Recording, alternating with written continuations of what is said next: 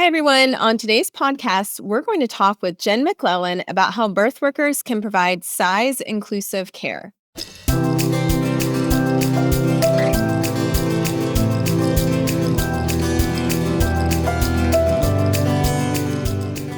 Hi, everyone, and welcome to today's episode of the Evidence Based Birth Podcast. I am so excited to welcome Jen McLellan back to the EBB podcast. Jen is a childbirth educator, published author, founder of Plus Size Birth, and host of the Plus Mommy podcast. Jen helps people navigate the world of plus size pregnancy, shares tips for embracing your body, and laughs her way through the adventures of parenthood. With more than 8 million page views, Plus Size Birth is the premier plus size pregnancy resource trusted by parents and professionals around the world. And the Plus Mommy podcast was named one of the best pregnancy podcasts by The Bump. Jen's work has appeared in so many major publications, ranging from the New York Times to Glamour and CNN. As a public speaker, Jen has been featured at numerous events, including presenting at the National Institutes of Health. And Jen, not only being a certified childbirth educator, is also a wife and a mother to a charismatic teenager. Welcome back, Jen, to the Evidence Based Birth Podcast. Thank you so much for having me, Rebecca. I adore you and appreciate all your work and shout it out all the time. So it's exciting to be back. Yes, I am so excited to have you back to pick your brain about all kinds of amazing topics. And for our listeners who maybe weren't around the first time you came on the EBB podcast, could you tell us a little bit about your journey to founding Plus Size Birth? Like, what inspired you to advocate for size inclusive care? Sure. When I got pregnant in 2000 and oh my gosh, 2010. How do I have a teenager now, Rebecca? Our kids were little when we first connected. There wasn't a lot of information around how to have a healthy plus size pregnancy. There was a lot of negativity. There wasn't hashtag plus size pregnancy, where we can just now see so many bodies that look like, how we might see ourselves in the mirror sometimes, represented in social media even. But I hired a doula who encouraged me to look into the midwifery model of care. I wanted an unmedicated birth. That was important to me, but I just didn't know what my body was capable of doing.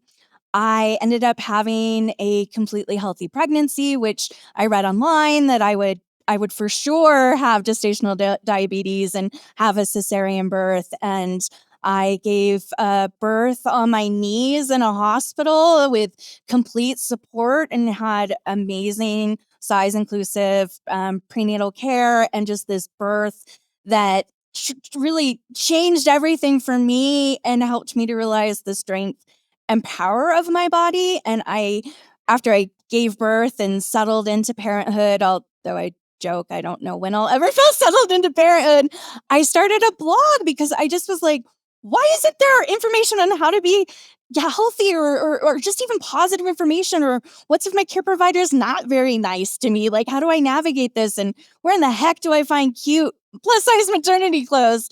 And I developed those resources and it just exploded in 2011 and changed my life forever. And I created everything that I was searching for and have been so thankful of the reach that has made and how many lives it has impacted. I think you're right. I'm thinking back to those years and how that was such a gap that, there was a lot of judgment and labeling and discrimination, which we still struggle with those problems today, but there wasn't inspiring or hopeful information either, right? There also wasn't research, Rebecca. There wasn't research about weight bias in maternity care, which blows my mind. Yes, it feels like a long time ago, but it really wasn't that long ago. We didn't finally get research on weight bias in maternity care until 2020. And I remember going to a conference around that time. It was a nursing conference, and they had all the attendees take the survey to uncover your biases against plus size people. And it was like that was a new thing, at that time. Any healthcare worker could tell you that there has been prejudice and discrimination and worse treatment for people of size for many, many years in our country. It's like not Oh, a new absolutely. problem. Yeah. No, and people who exist in larger bodies have so many different other identities as well, right? Right. Different marginalizations. So you might be, a Black person or a person in the LGBTQ plus community. So there's these layers of different marginalizations that we also know in the healthcare community have different biases that need to be addressed and need to be talked about too. So it's definitely one of many biases, but for some people it overlaps many That's biases. so true. What are some of the biggest misconceptions you still see out there about plus size pregnancy that, like, maybe parents or healthcare workers are grappling with? Assumptions. Assumptions about what, a person's body is capable of, whether they are the individual who's pregnant or the care provider. So I see a lot of assumptions of, oh, I will have a high risk pregnancy, or I can only have a cesarean birth. There's some awful things that we still hear.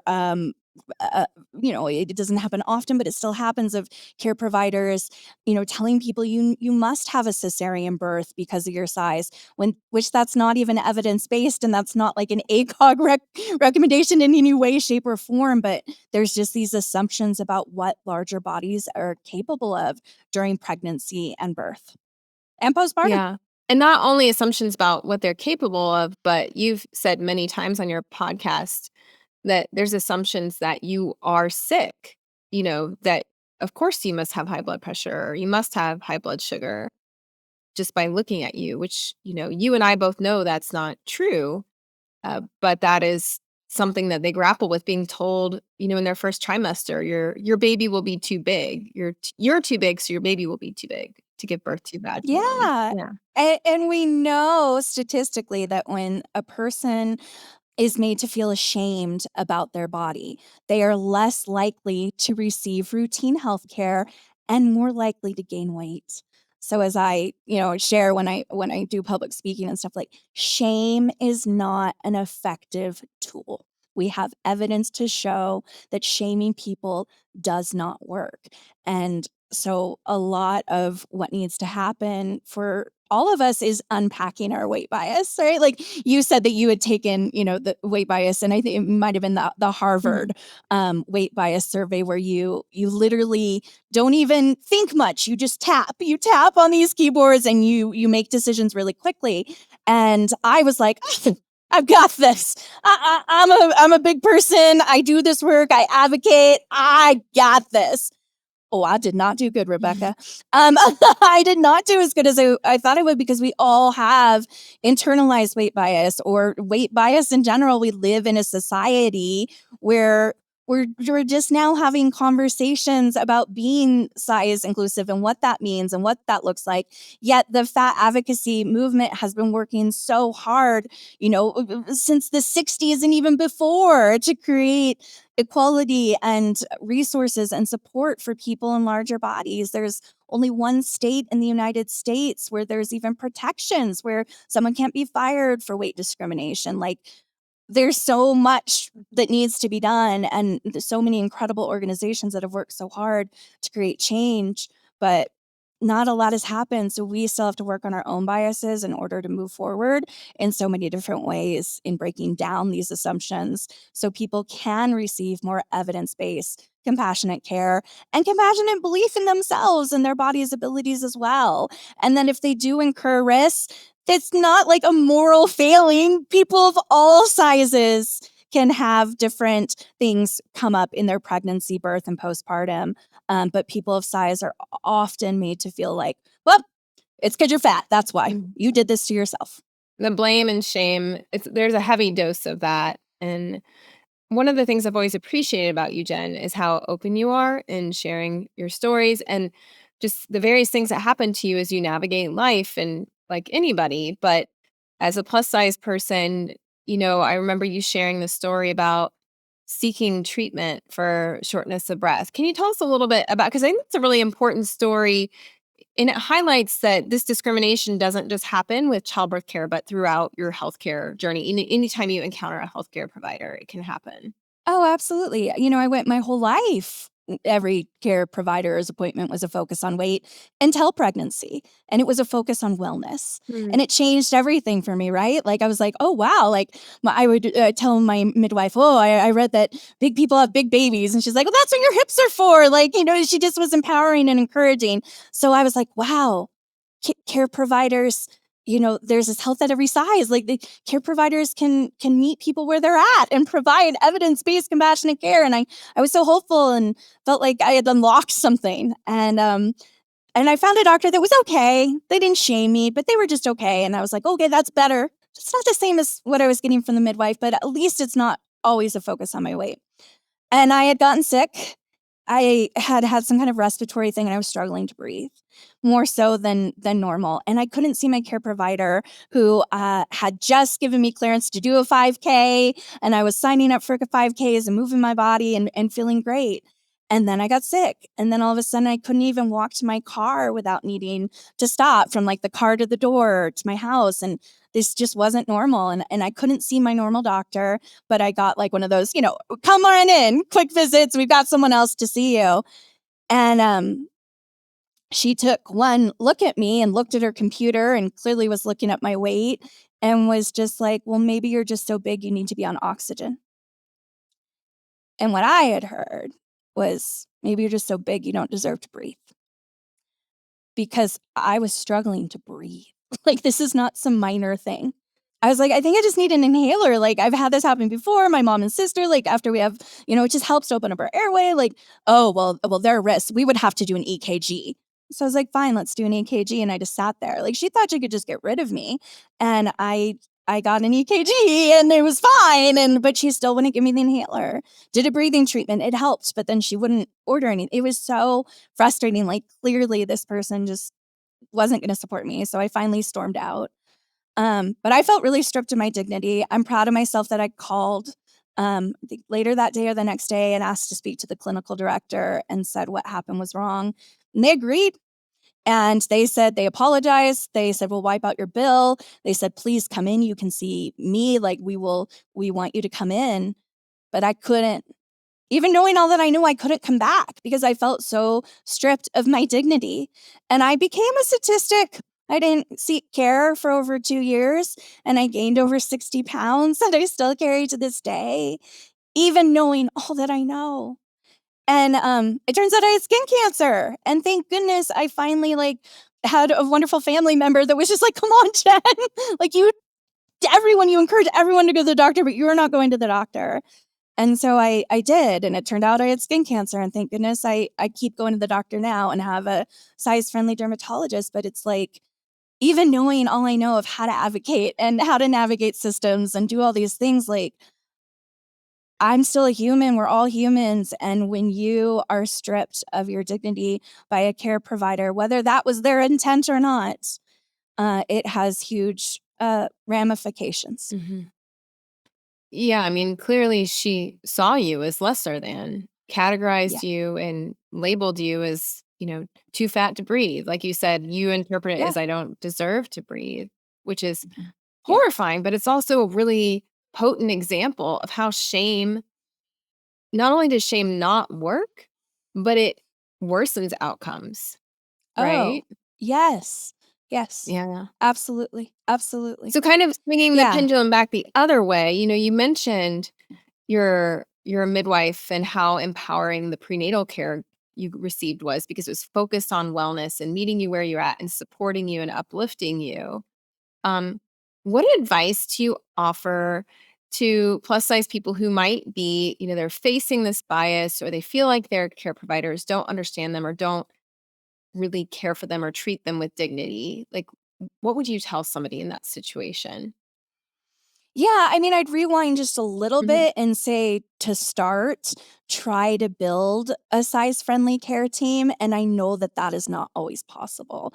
But from the beginning, if there are ways that you can, if you have the ability with insurance to be selective of who you're looking for, to do some research, like, call ahead. Ask if they have BMI restrictions. A lot of birth centers do. Some hospitals have BMI restrictions around midwifery care.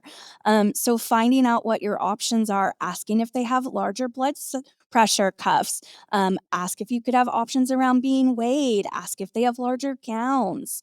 Ask these questions in advance. Do some research online. Ask your fellow parents, especially the plus size parents, if you exist in a larger body, like, hey, what was your experience like with your care team? Would you recommend them?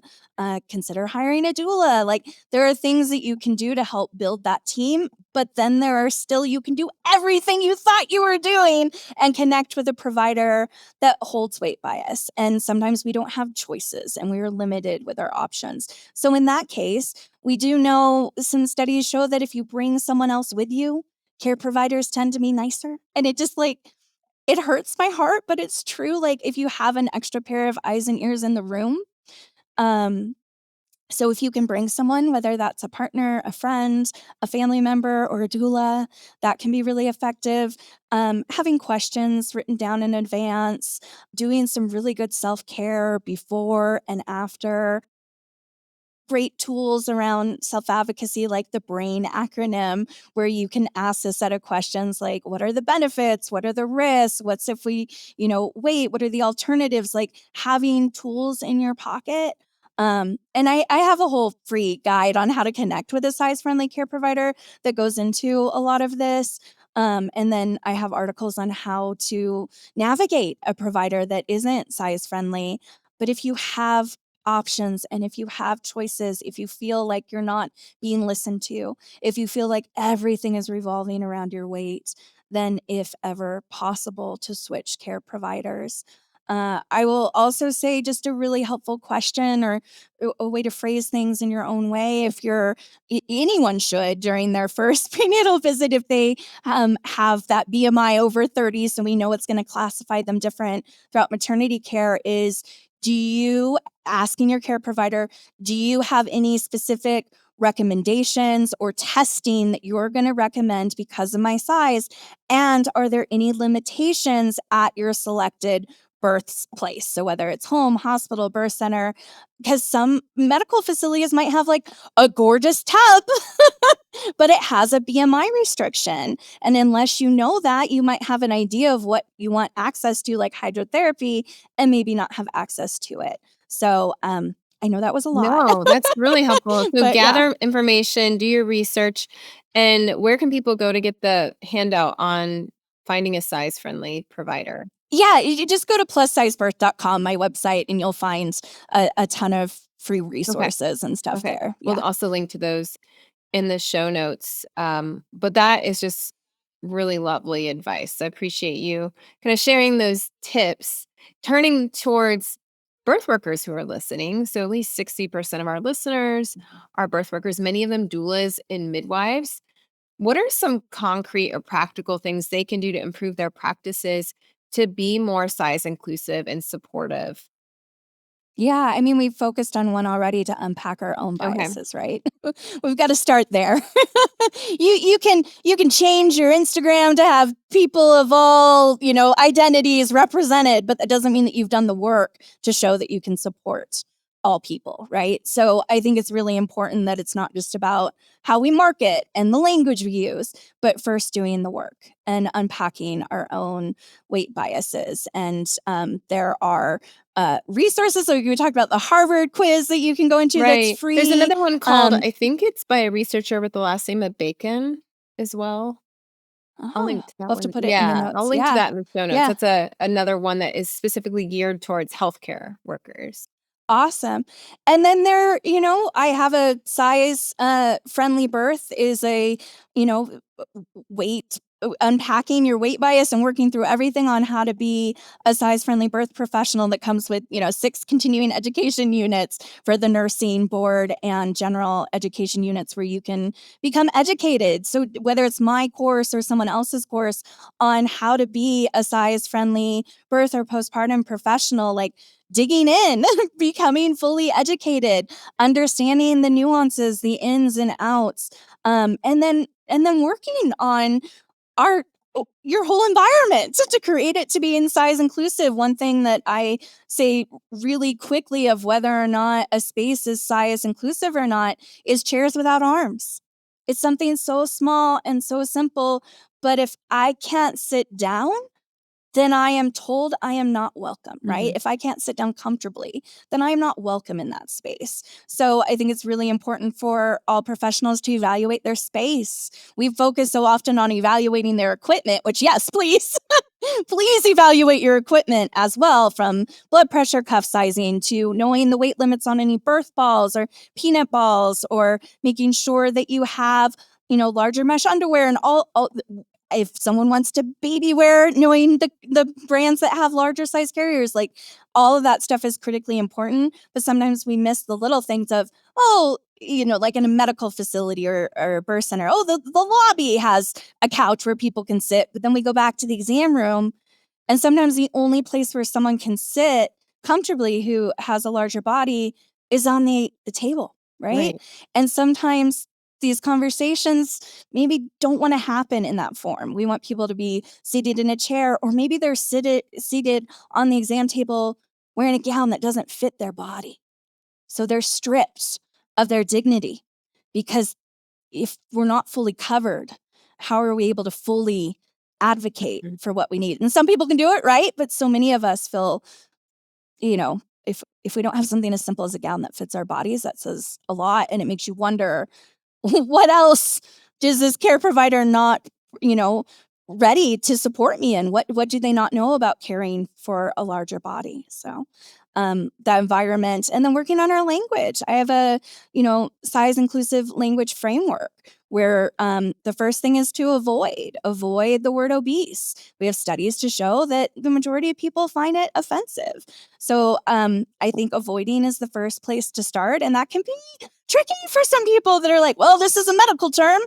Well, yeah, but we have had other medical terms that we found were kind of offensive that we no longer use, right? Like, we have shown that we can change and we can adapt. And, the root of the word obese is to have eaten until fat. But after avoiding, then listen. Listen to the language that people use when they talk about their own body. I like the word fat. I'm fat. A lot of people don't like that word, but that is a word that I use when I describe my body, right? So we're going to listen to the language that people use, and then ask what language that they would prefer you to use. And then I think it's important to be weight neutral whenever possible. Like, do we really need to be talking about weight? And very often the answer is no. We can talk about physical activity. We can talk about nutrition. We can talk about all of those things without it being focused on a number on the scale. So I think language is really important. And then we can go into marketing and all that stuff too, like clearly showing that you support people in larger bodies by having some, photos of people in larger bodies. That's often so missed in marketing in so many forms, from even clothing, right? To even seeing examples of just a normal healthy pregnancy in a TV show of a person in a larger body. Like, we don't have that narrative still today clearly to show that, hey, pregnancy does come in all shapes Mhm. and sizes, and these are all normal variations of what bodies during pregnancies look like. Often bellies can look more like B's, a B shaped than a D shape, and that is normal. But that's not talked about, so it makes people feel like they can't have a healthy outcome, or they maybe can't even have a vaginal birth because they don't see that representation and they don't see those stories, even when they go on maybe a potential doula's Instagram feed, right? They're not seeing bodies that look like theirs represented. Wow, there's so much in there to unpack, from the environment to the language.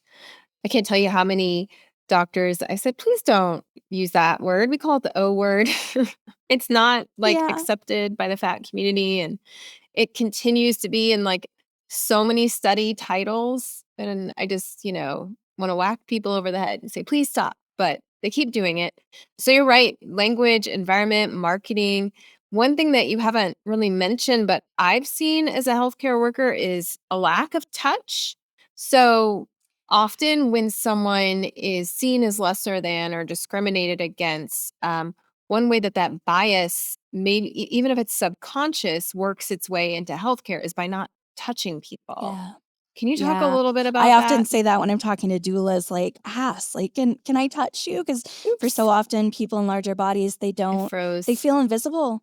They don't feel like they're, pregnant people walking through the world because people often, don't show as early as someone who exists in a smaller body might show, but we don't talk about it. So you're like, oh, is there something wrong with me? I'm not quite showing yet. Or like we just mentioned the B-shaped belly instead of a D-shaped belly, they might things look different and we don't talk about it. So normalizing pregnancy for people in larger bodies, I think is so important. And what you just said, touch is a huge, huge piece of it. I remember when I would walk around the grocery store pregnant, rubbing my belly. I'm like, oh, people probably just think I'm hungry. Like, but those are things that I was internalizing because I wanted strangers to like want to touch me. And then I'm like, did I really? But I just wanted I it why is it so hard? It was hard to find clothes. It was hard to feel pregnant and to feel accepted and to have all these messages that there was something wrong with me. And it breaks my heart that my kid's a teenager now and I've been doing this work for, over 12 years, 13 years. And not a lot has changed. I think the conversations have Yeah. changed, and it's really exciting to see more birth professionals and to see conferences where other people are giving these talks around weight bias and size inclusivity, and other people are doing this work. It's so neat to see, other Instagram accounts like Big Fat Pregnancy and, uh, fat positive fertility. Like there's so many things popping up that are amazing, and it's helping us to get to a place where these conversations are more normalized. But it it's wild to me that things haven't progressed more. Yeah, that's it. We definitely still have a long ways to go. And I do just want to thank you again for your work. We're not done talking, but I just think about how you've opened my eyes so many times to different issues that we need to consider. And when we were writing the evidence based birth article on eating during labor, that was a really interesting um, experience to work on that because then we got to the section where I guess there is this belief that if you're fat, you're more likely to aspirate, like when you go under anesthesia. And so they often will tell people with higher BMIs you can't eat during labor. And so I wanted to know what is the research on that? Because you taught me like there's often like a discrimination or bias behind this. It doesn't necessarily mean it's evidence based, right? And so when we dug into the research, we found that really there is no evidence that it's harder to do anesthesia correctly with intubation with someone who's plus size. That you can still intubate someone if you're putting them under general anesthesia and protect their airway, whether they're fat or not. I found that was interesting. But what ended up being, I think, maybe part of the base of it is that it's harder to do an epidural more quickly with someone who is plus size because it's harder to feel the landmarks of the spine. What I just realized, though, it's still sizeism because we have tools now that anesthesiologists and nurse anesthetists can use to ultrasound and find the landmarks, but Mhm, either they don't train on how to do that or they don't keep mhm. those supplies around. So it actually, Yep. if we just use the tools that are available, you could easily do epidurals on plus size people and it would not make you, at higher risk for needing general anesthesia. Just like a lot of those things, you start going down the road like, "Well, why is that?" And then you dig down Yeah, the rabbit hole and you realize, "Oh, it all goes back to the discrimination. It's not yeah. necessarily the size itself that is the issue in that situation." Yeah, I mean, we could look at fetal monitoring, Right. right? Something that's frustrating for people of all sizes. Um, but we have the Novi Monica wireless that was specifically designed for people in larger bodies, yet it's expensive. And if a labor and delivery floor even has one, sometimes they only have one or two.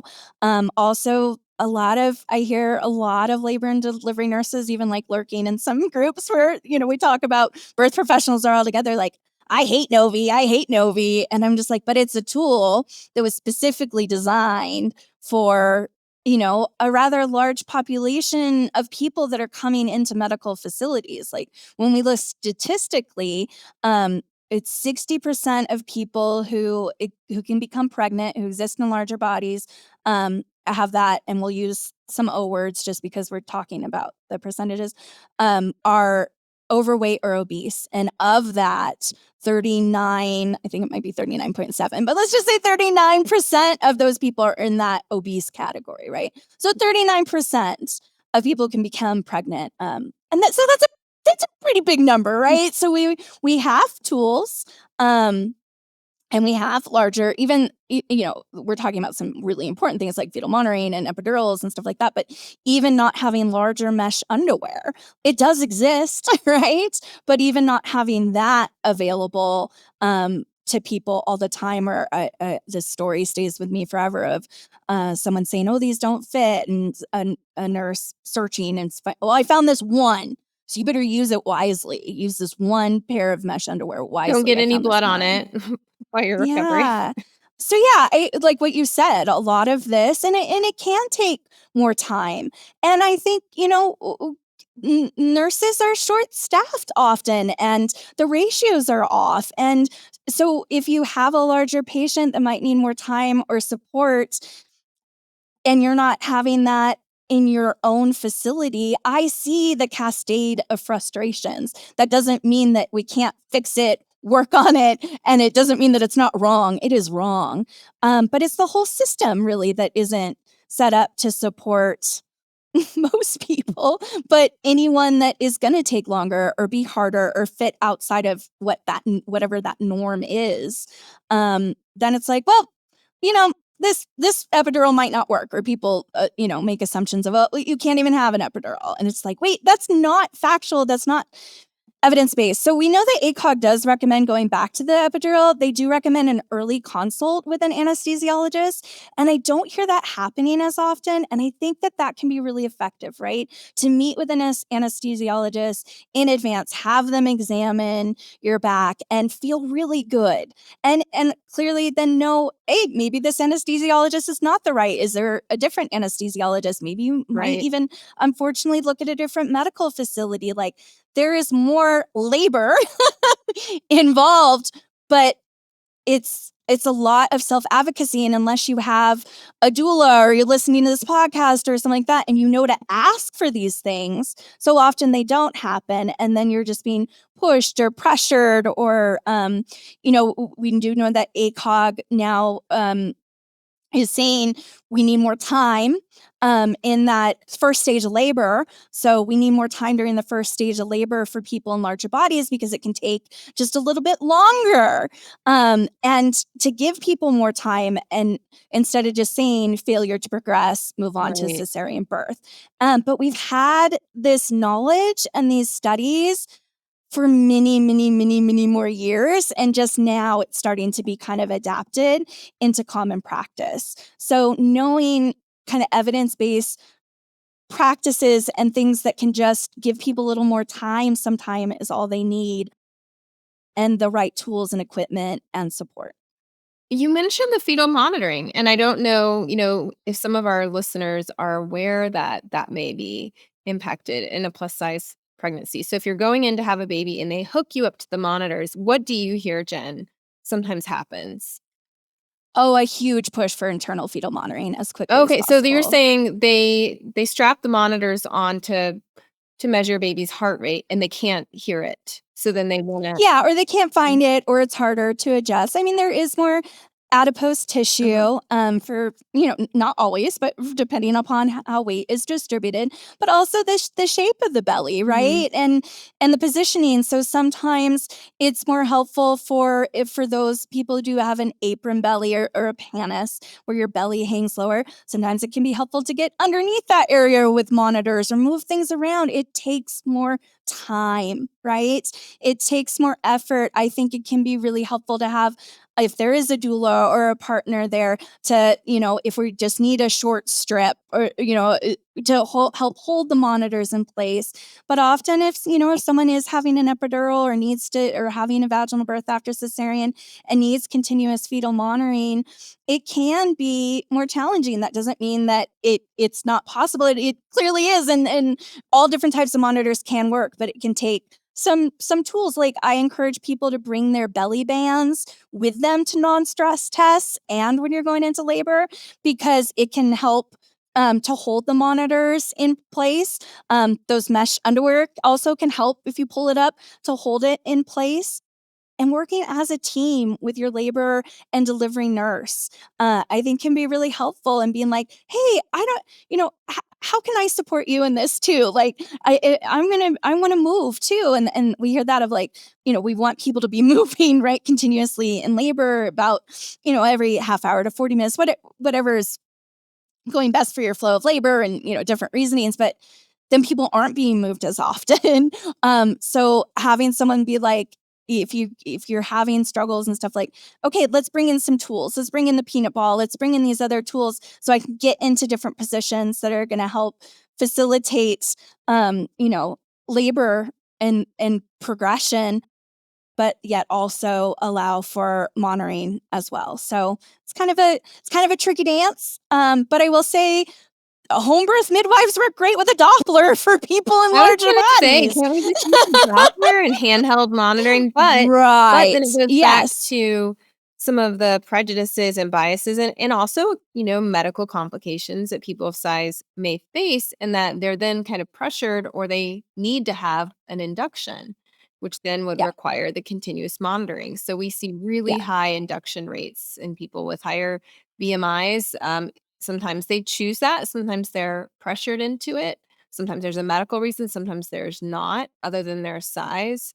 And then, like that, you said, they come in, they need monitoring. The monitor is not easy to get to work. So let's break your waters and put an internal monitor in, which comes with its own set of risks. Yeah. So, Yeah. So I encourage people, when we're asking about the hospital in advance, right? mhm. Like, what type of monitoring do they have? Do they have wireless monitoring? And do they have the Novi? And if they have a Novi, is it in use?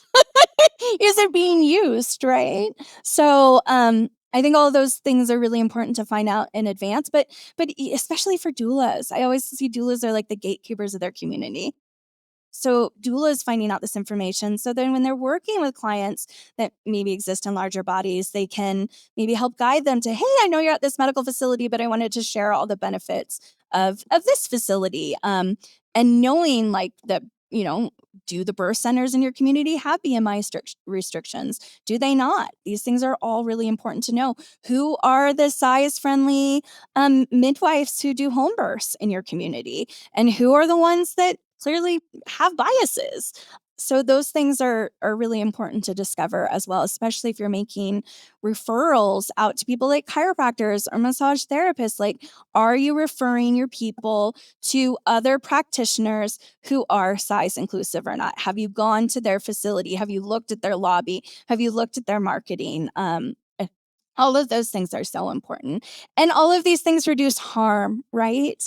Often people in larger bodies come into pregnancy with a history of being not listened to or maybe mistreated by the medical community. So you yourself might be the most size-friendly doula or midwife or OB in the whole wide world, but people can still be walking in with big defenses up and mistrust, and not being fully ready to listen to what you have to say, because you have to rebuild that trust. And it can be more work, but the ripple effect is massive. And when people are taught that they have autonomy and dignity and have the right to evidence-based care and to be treated with dignity, like, we have patient rights. But we often don't realize that, and we're often not treated that way. But when you feel that empowerment, and you know that this is something that not only you should expect, it's something that you deserve, it can really help to not only empower themselves, but then their kids too, right? We spend so long finding the perfect pediatrician for our children, but we don't spend that time finding the perfect care provider for ourselves. Mhm. Um, and I think we can learn a lot of lessons in pregnancy that can ripple into our whole lives, especially around nutrition. Like, during pregnancy, no dieting, right? Like, weight loss is not encouraged by anyone. Massive, medical organizations do not recommend weight loss during pregnancy. So it's this time where you really can learn how to eat intuitively and tap into your own hunger cues, and change your relationship with food. And this goes for people of all sizes. and finding a form of joyful movement. And then these things can all be carried down to how we teach and raise our children as well. I love how you're just bringing up all the people that could be involved in creating your size inclusive support team. And nurses were popped into my head because you were talking about advocacy and how there's so many parents out there. Some of them are doing their research and they're listening right now and they're taking notes about the Novi and everything. But there's so many others that don't get this information.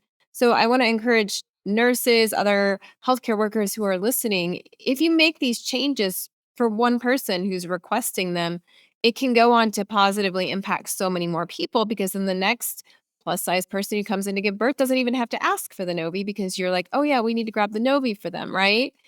And then Yeah. I was thinking about lactation support and how important it is if you're planning on breastfeeding or chest feeding to have a size inclusive lactation consultant because there's a lot of weight Absolutely. bias in that field as well.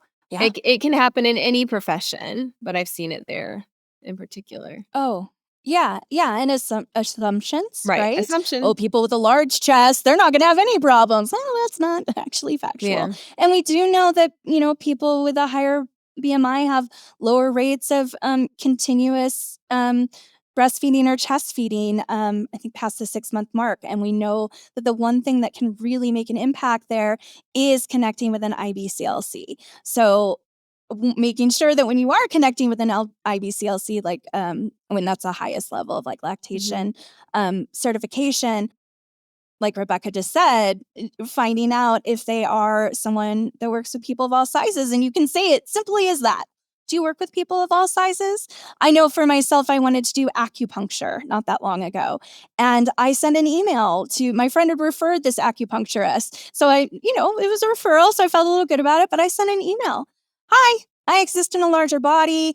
Can you let me know the weight limit on your table? And if you're comfortable and have experience working with larger bodies.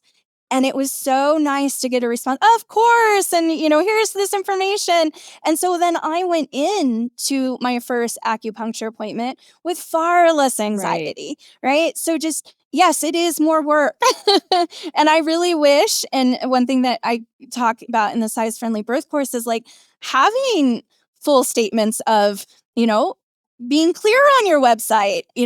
We support people of all BMI or if you don't, be real clear about that too, right? Or, our tables go up to this weight limit and all of those things just to help people feel more comfortable and confident. Or, we provide options around being weighed, which we know can be helpful for people of all sizes. It's not just people in larger bodies that can feel really triggered sometimes by that number. And we have with studies around disordered eating and how being weighed or hearing the number can really have people spiral. So all of those things can be really helpful to be clear about on your website and how you do your work Yeah. as a birth professional. Share the information and do everything you can to make your practice size inclusive. There's one more topic. I know I didn't submit it to you in advance and you can say I'm not going to say anything about it or not. But one thing that I've been thinking about is the massive increase of people taking the Ozempic and other Hmm. medications like that. And is Yeah. that going to start entering the birth field? Is that something we're going to have to start talking about? Because as far as I know, there's not a lot of research on that in pregnancy. Are they going to start treating those people as even more high risk, or less? I don't know. Have you seen any chatter about that in the plus size community? Yeah, I mean, we know that Ozempic is not safe during Mhm. pregnancy, so that's something to consider if you're trying to conceive and you're on this medication. We've known that for a long time, especially with like the gastric bypass, that things do need to be adjusted a bit, especially around like gestational diabetes testing, a higher rate of Mhm. malnutrition and vitamin deficiencies. So all of these things are really important, whether any type of weight loss surgery or Ozempic, that you're especially getting your vitamin levels tested and talking to, birth professionals talking to their clients or patients about that and how things might look a little different.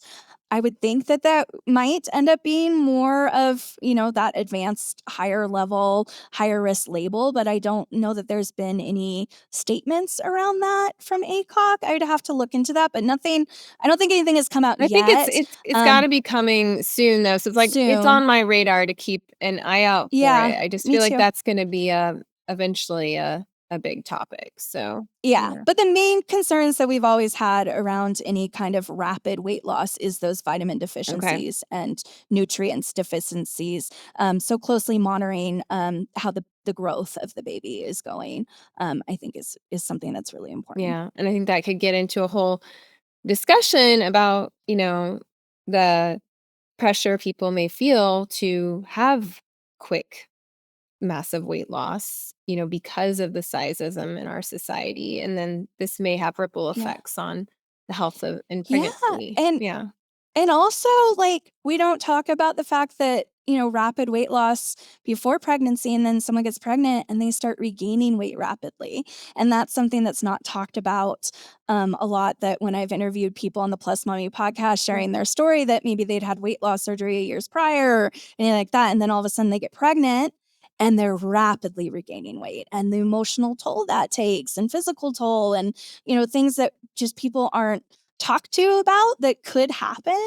I think is really important to connect with care providers during pregnancy that have supported people who have maybe been on Ozempic or have had weight loss surgery, if that's your Mhm. path. I think that's really an important thing to Yeah. ask and get support around.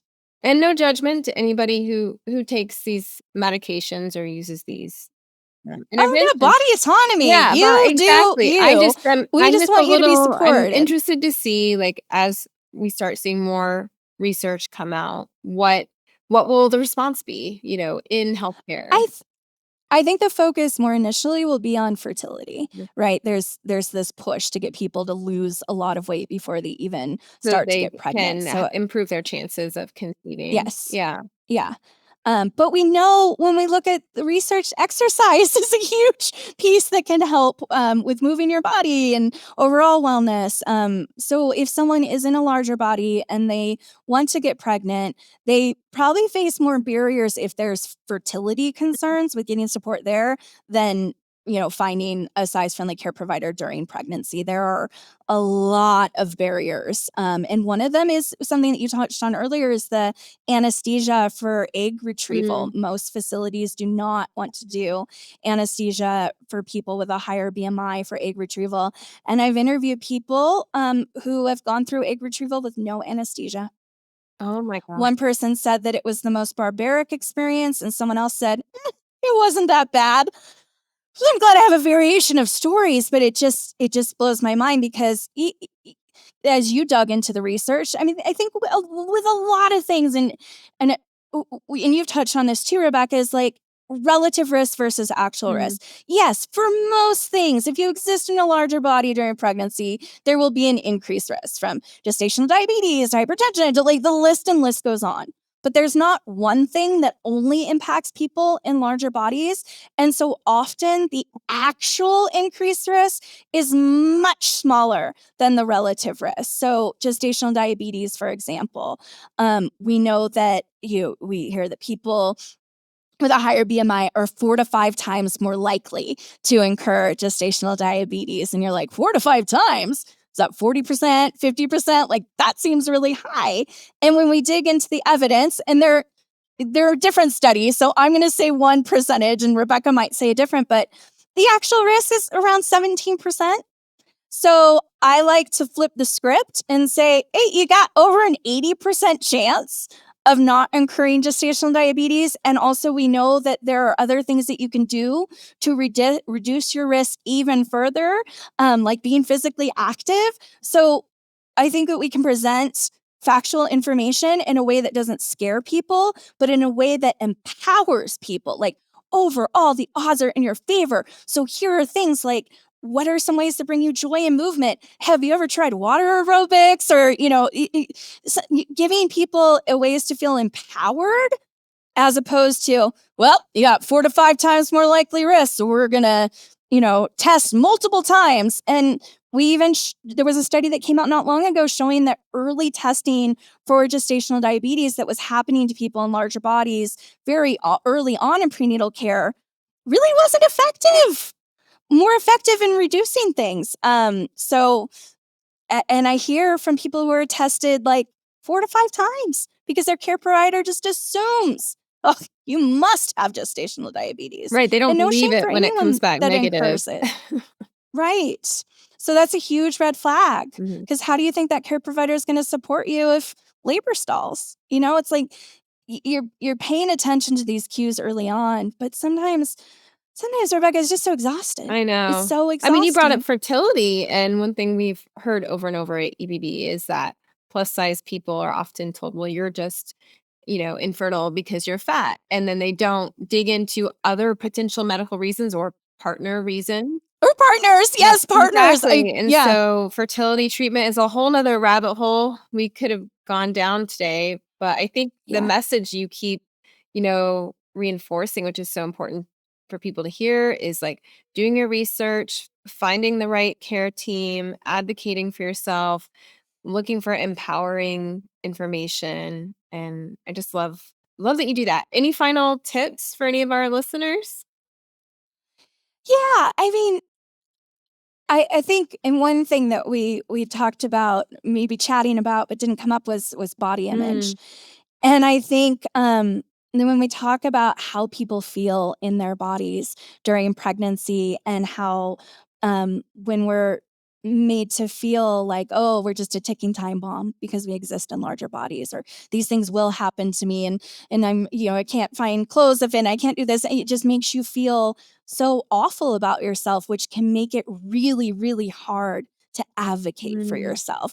So I always think when we talk about body love, it's always like body image. And I'm like, body love is like the ability to advocate for yourself and to love yourself and to champion your health care. So I think it's really important that we're working as individuals on having that sense of self and that self-love and the ability to start learning how to do advocacy.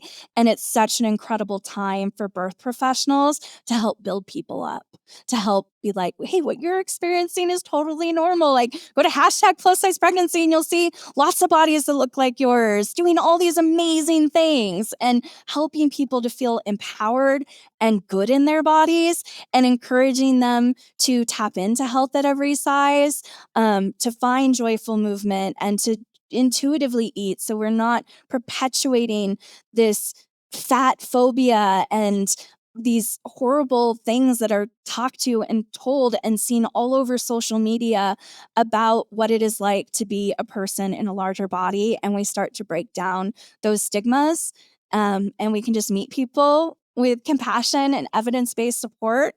And I think it can make such a dramatic ripple effect. And it baffles me that the basis of this is just don't be a jerk and be kind to people. But that's so important. And it really does change how people feel like they can access healthcare, that they are maybe deserving of getting a massage. Some people don't ever want to get a massage because they just, oh, my body and people judge me and who'd want to touch me. Well, there's a lot of massage therapists that love people of all sizes. And it's just, I think pregnancy is such a prime opportunity to help to unwrite a lot of misconceptions about larger bodies, whether we exist in them or we're supporting those who do, and to empower people. It's beautiful, Jen. Thank you so much for being here today and just sharing all of your wisdom and joy with us. And I know you have a new course out for birth workers. You mentioned it briefly. Can you tell people what it is and where they can find it? Yeah, and just real quick, for anyone during pregnancy, I have the My Plus Size Pregnancy Guide, an audiobook that covers everything you could want to know about being plus size and pregnant. And there is a course in the works. But for birth professionals, I do have the Size Friendly Birth course, which is a size inclusivity training that goes through everything. It is over 6 hours long because I just couldn't cut anything. There was so much that I felt was so important, from breaking down weight bias, to fertility that we talked about, supporting people through fertility and pregnancy and birth and postpartum. And so that is all available over on plussizebirth.com. I would love to offer, just as I did last time you had me on your show, a 30% off coupon for any of my tools and products to the EBB community with code EBB. You can get 30% off. And then there's the Plus Mommy podcast, and the tagline is "From bumps to bellies, we talk about it all." So it's not just pregnancy and birth stories, that we have a lot of those. Fat advocacy, had some really fun, people who are on The Voice or America's Got Talent sharing their experiences, and just, celebrating bodies. And I think it has been really helpful for people who also exist in smaller bodies to tune into the real life experiences of people in larger bodies. And that can help kind of adjust how we see people in the world. So those are my resources. And I'm always shouting out you, Rebecca. And it has been so wonderful to be in work and community with you for over a decade now. And I'm just so appreciative of everything that you do. Yeah, we've both come a long way. So, yes. Yes, thank you, Jen. One of my favorite guests coming on the podcast. Make sure you check out the Plus Mommy podcast and her courses and other resources at plussizebirth.com. So thanks again, Jen. Thanks, everyone. Thank you. Today's podcast episode was brought to you by the online workshops for birth professionals taught by evidence-based birth instructors. We have an amazing group of EBB instructors from around the world who can provide you with live, interactive, continuing education workshops that are fully online. We designed Savvy Birth Pro workshops to help birth professionals who are feeling stressed by the limitations of the healthcare system. Our instructors also teach the popular Comfort Measures for Birth Professionals and Labor and Delivery Nurses workshop. If you are a nurse or birth professional who wants instruction in massage, upright birthing positions, acupressure for pain relief, and more, you will love the Comfort Measures workshop. Visit ebbirth.com/events to find a list of upcoming online workshops.